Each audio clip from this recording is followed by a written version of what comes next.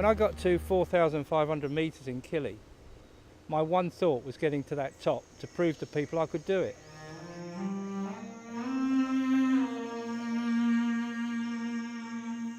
And at that altitude I couldn't breathe properly, I was feeling sick, and I was also on medication because I had terrible chest infection. And having had the heart attack in 2005, they all said to me, "Ray, you're going to kill yourself."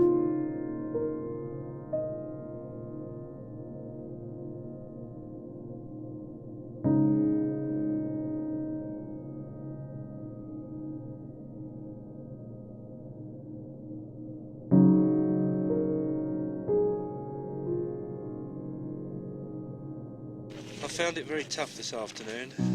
Had a tear, thinking of really what have I put myself into. I can tell everyone I'm going to reach the top of that massive volcano behind me. But I believe we've got more challenges to come, and I hope we'll get it, but it's hard work at the moment. In the morning I had a visit from the surgeon, or the doctor then, on call, and also the lead guide, and they said, "Ray, you're not going." I said, "I am." He said, "I tell you what, hold on a minute." So we went out the tent, came back with a bag. I said, "Well, that's for?" He said, "Well, that's what we will bringing you down in if you go up, because we'll take you up, probably you'll die."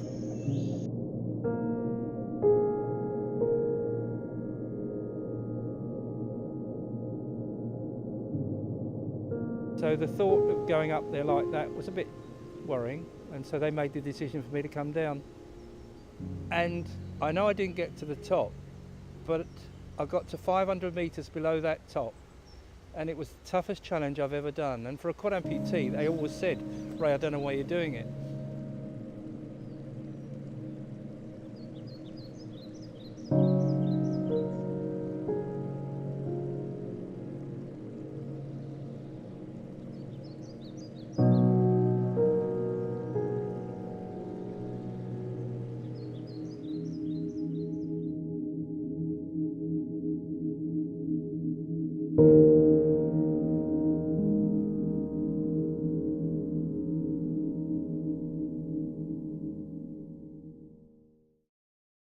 If I can take you back, you can imagine that happy days completely. Got married, a young man, and life was beautiful. I was working for my dad's company, I was a director, and nothing was wrong. I think it's when we bought our first house that I was using a treatment to kill dry rot, and I didn't wear anything like a mask, and I believe that substance might have got into my body and caused the Hodgkin's disease. So in those days they gave you chemotherapy, radiotherapy, and they remove your spleen. So I just got on with my life, got over all that, and thought I've done my battle in medical science, and then, things were fine. But unfortunately, having had no spleen, I was going to be in trouble. And so that turned a little bit wrong for me when unfortunately I cut my hand in 1987. It was 24 hours later that it would seem my body shut down. I couldn't walk and I couldn't move my arms.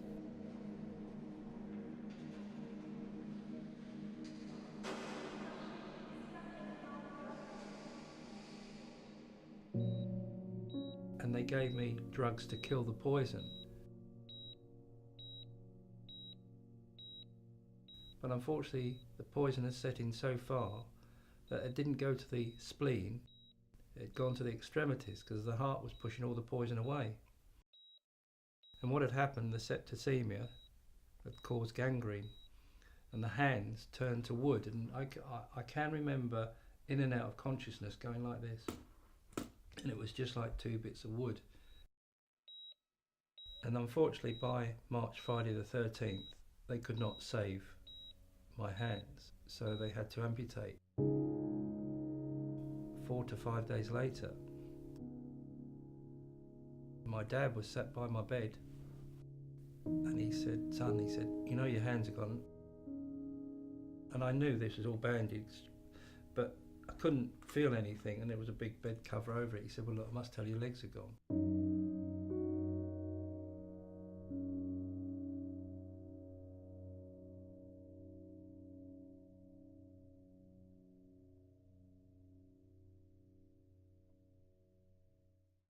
all I wanted to do is be rebuilt and get out of it. But that's not the case. You have to take into consideration how your body's going to be and react to new limbs. Secondly, how your illness is getting better, and will your body be able to cope with all this? I was very bitter and very angry, but that probably was my strength in a way. The anger got me out of that little or bit of difficulty, really. When I came home after leaving the hospital, thinking life would be better, because it wasn't. I was protected in the unit. It was probably my solace, my kind of Lourdes, my place that I was reborn. But they'd rebuilt me.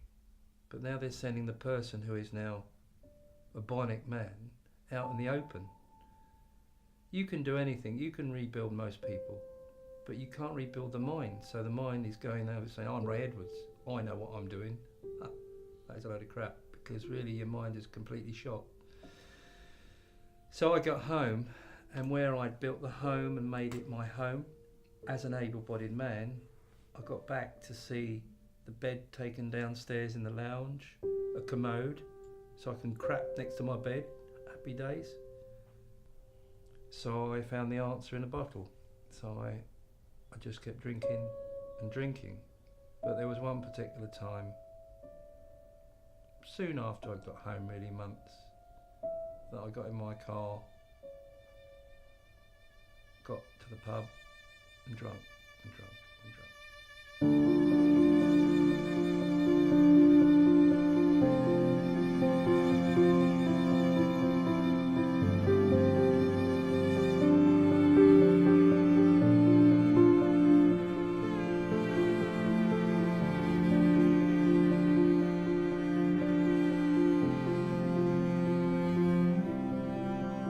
Everything builds up after a time when you're depressed, and I suppose you could drink forever until you die, but it's not very much of an existence. And my existence was basically having a nurse come in and dress me and just plodding on life.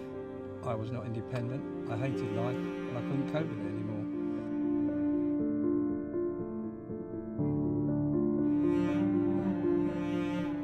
I'd never thought of trying to end my life, but that particular time I couldn't see a way out. So I saw it, and I decided to put my foot straight on the accelerator and see what would happen.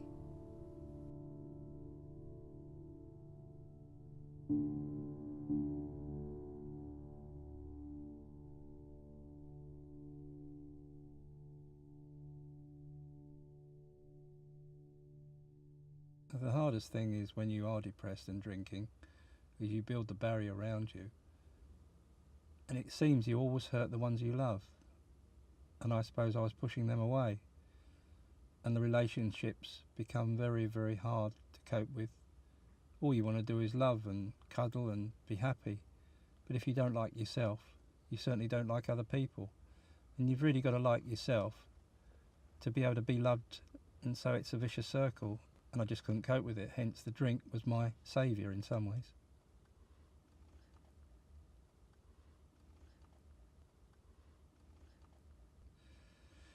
And so I drank and drank and drank, and I thought, I've just had about enough. I can't do any more, I can't fight. I can't fight this battle because I can't win. I couldn't see a gate to open to get out of this hellhole. In split seconds I came straight up to the tree, smashed into the tree. Seconds the door opened, my passenger door, and I just fell out. The car was a mess, but for some reason or other I have this guardian angel that must have said, well, it's not the way to go, and we're not getting rid of you yet. All the medical science that got me alive, what am I doing? What a waste of time for them to just see someone waste their life. So it kind of learnt and taught me a lesson that maybe that was meant to be, and now I've got to brush myself down and sort myself out. And it did dawn on me, what was I doing? Because my twins needed me.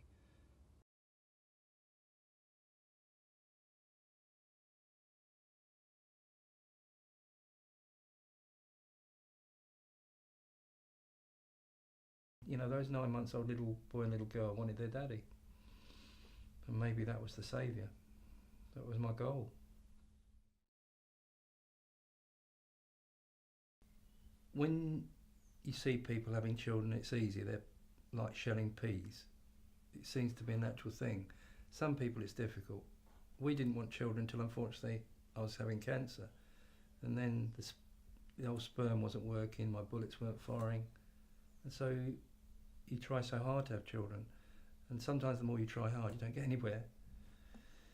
And of course, when the twins came along, I mean, I was magic. I was like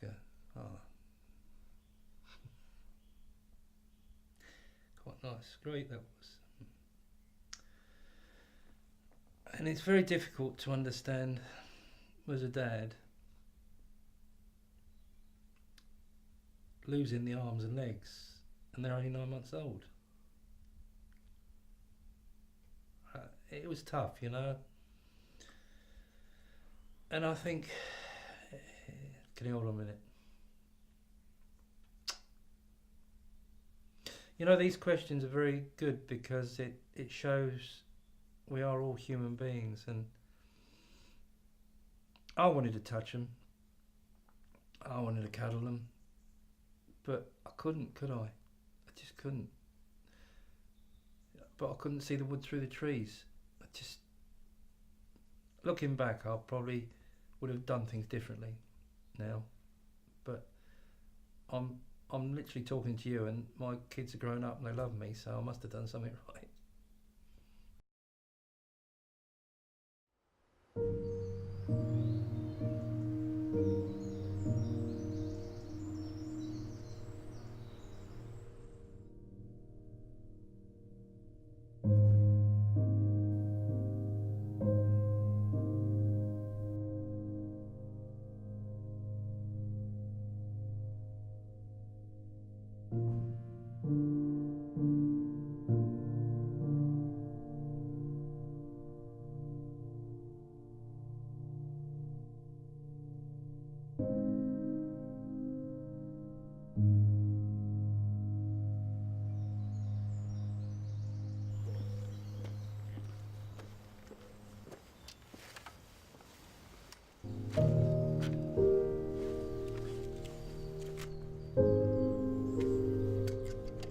One of my latest challenges I'm hoping to do is to walk the London Marathon in 2014. I really can't answer the question how tough it's going to be, but I would imagine it's going to be a similar stress factor to Kilimanjaro, and I try and average 6 to 7 miles a day. That's only a percentage of what those 26 miles are going to be. I'm not going to kill myself, but I think what a great accolade it will be for a quad amputee to finish the London Marathon.